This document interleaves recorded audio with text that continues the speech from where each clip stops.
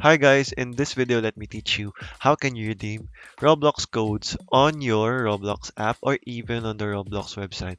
So without further ado, let's get right into it. So once you are here, you just have to go on over on the home page.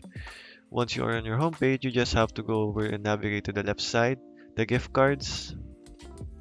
Once you are here, you should have the option to shop gift cards here if you want to buy one.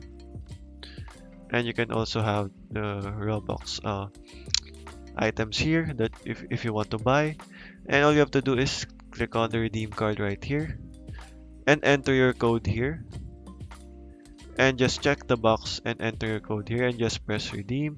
Click on redeem and you should redeem your code successfully instantly.